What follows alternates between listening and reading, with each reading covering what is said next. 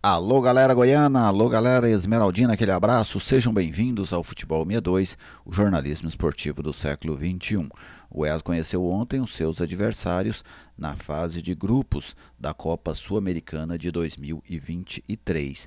Neste vídeo eu vou falar um pouco sobre o sorteio, falar sobre esses adversários e das possibilidades alviverdes de uma classificação para a segunda fase, né, para as oitavas de final ou para o playoff ali da Copa Sul-Americana. Logo depois da vinheta de abertura, eu trago os detalhes.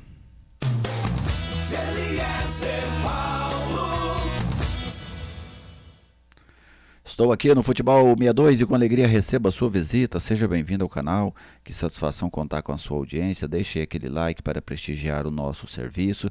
Se você ainda não é inscrito, eu te convido a se inscrever e fique completamente à vontade para fazer o seu comentário, para fazer a sua pergunta, para compartilhar essa publicação com seus amigos. Quem está conosco e apoia o Futebol 62 é a Lutei Magazine. A Lutei Magazine é a grande loja da região norte da capital. Está ali na Avenida Ubaldina Naves de Brito, ao lado do Centro Comunitário do Jardim Balneário Minha Ponte. Na Lutei você encontra moda em geral, utensílios de cama, mesa e banho, papelaria, bijuterias, calçados e um excelente atendimento, além de ótimos preços e boas condições de pagamento. A Lutei Magazine também está no Instagram, no perfil @Lutei Magazine e também no WhatsApp 99402 7562. A Lutei Magazine oferece este vídeo do Futebol 62. Bom, sorteio é uma coisa bacana, né? Eu gosto desta, desta ansiedade dos sorteios, né? Seja da Copa do Mundo, das competições europeias, das competições sul-americanas, da Copa do Brasil. Eu acho que é sempre muito prazeroso os sorteios. É um evento muito interessante, às vezes muito mais interessante do que alguns jogos. E o Goiás foi ontem para o sorteio. É, Naquela expectativa, né, de quem seriam os adversários esmeraldinos nesta competição. E aí o Goiás conheceu o seu grupo. Vamos lá, vamos conferir aqui. Você, torcedor esmeraldino, a maioria já está sabendo, mas aí está o grupo do Goiás. É o Santa Fé da Colômbia, que é o cabeça de chave, o Universitário do Peru, que estava ali no grupo 2, né, no pote 2, o Goiás, que estava no pote 3, e o Ginásia e Esgrima, né, da Argentina, que estava no pote 4. Era muito provável que o Goiás pegasse um argentino nesta fase, porque quase todos os grupos têm um argentino e um brasileiro. As equipes não se enfrentam, equipes do mesmo país nesta fase. E como tem 7 argentinos e 7 brasileiros, somente um grupo, né, ficou sem brasileiro e um grupo ficou sem argentino. Então era muito comum, quase todos os grupos têm a presença de um time brasileiro, um time argentino e outras duas equipes de outro país. Agora falando sobre os adversários. Até começar aqui pelo Ginásia. Eu penso que entre os argentinos que estavam na Sul-Americana, o Ginásia era o mais interessante para se enfrentar nessa fase.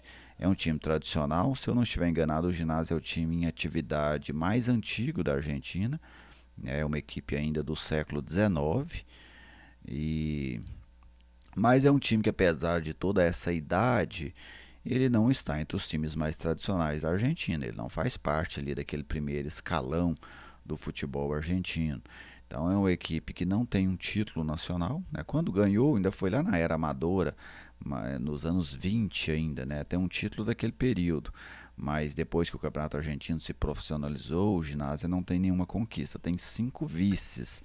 Lembrando que lá na Argentina, em muitas temporadas, né, o futebol argentino é bem bagunçado neste quesito, mas era tradicional você ter 2 campeonatos nacionais por ano. Agora tem sido apenas um, mas o Ginásio tem 5 vice-campeonatos e não tem nenhuma conquista em termos continentais. Então, para mim, entre os argentinos que estavam, tentando recordar eles aqui, São Lourenço, hoje é líder do campeonato argentino, você tinha o Newell's, você tinha o... Quem mais, hein, que estava nessa fase? O Huracan, né, também estava aí nessa fase, Defensa e Justiça, eram 7 argentinos. eu tenho que o Ginásio era o argentino mais interessante para você enfrentar nessa fase. É uma equipe que começou muito mal o campeonato nacional, o campeonato ainda está no início, né, se não me engano, 8 rodadas, mas até a última rodada ele era o vice-lanterna. Era o 27º entre 28. Ganhou um jogo, subiu para 24º. Ainda assim, uma campanha extremamente fraca, né? 24º entre 28 times. Então, para mim, o Ginásio era o argentino mais interessante para se pegar. No outro grupo, você tinha ali no pote 1 os cabeças de chave. O Goiás não podia enfrentar Santos e São Paulo, que são equipes aqui do país. Então você tinha ali Penharol, Emelec, o São Lourenço da Argentina, o Santa Fé, né, eu vi para mim os times mais convidativos era o Penharol, que apesar da tradição, mas o futebol uruguai vive uma baixa muito grande. Eu tinha o Penharol como um adversário interessante, o Emelec também para mim é um adversário interessante, mas o Santa Fé não é diferente, né? É um adversário padrão, vamos dizer assim, para ser um cabeça de chave. Acho que ficou de bom tamanho. A questão aí tem o ponto da altitude, né? O Goiás vai jogar lá em Bogotá, na casa de 2.600, 2.700. Não é aquela altitude lá da Bolívia, que você joga às vezes acima de 3.000 metros, mas é uma altitude que pode trazer alguns transtornos para a equipe do Goiás. Santa Fé é um time, vamos dizer, do segundo escalão do futebol colombiano, mas um time acostumado, né, a jogar Libertadores, a jogar a Sul-Americana, ganhou a Sul-Americana, inclusive, uma equipe que já conquistou o título da Copa Sul-Americana, vai tentar o bicampeonato. Então é um adversário difícil. Mas o cabeça de chave seria um adversário difícil, né? Como o Goiás não é cabeça de chave, estava no pote 3, era muito natural que ele pegasse um adversário difícil. E poderia ter pegado adversários mais difíceis, como por exemplo o São Lourenço. O Goiás teve um risco muito grande ali no final, né, do sorteio do pote 3 em pegar o São Lourenço, acabou pegando o Santa Fé.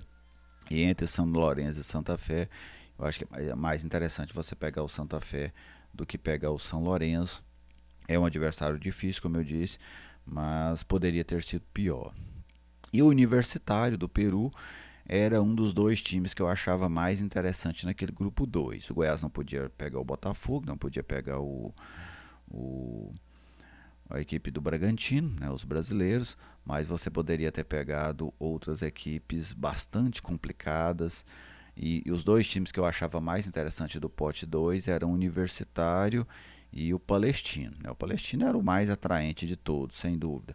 Mas o Universitário, apesar de ser um time muito popular no Peru, né, é uma equipe que faz parte ali daquela trinca do futebol peruano. O futebol do Peru tem três grandes clubes, que é o Alianza Lima, o Sporting Cristal e o Universitário. O Universitário, inclusive, é o maior campeão peruano, tem 26 títulos, o Alianza tem 25 e o Sporting Cristal tem 20. Mas o futebol peruano não está, né, entre os grandes aqui da América do Sul, sem dúvida. Ele faz parte aí do terceiro escalão da América do Sul. Então, é um time que normalmente tem muito apoio da sua torcida, tem um estádio imenso lá em Lima, um estádio para mais de 80 mil pessoas, e não só imenso, como muito bonito, né? Um belíssimo estádio, que é o Monumental de Lima. A Lima tem dois grandes estádios, né? Tem o Nacional e tem o Monumental. O estádio Monumental, sem dúvida, um campo muito grande.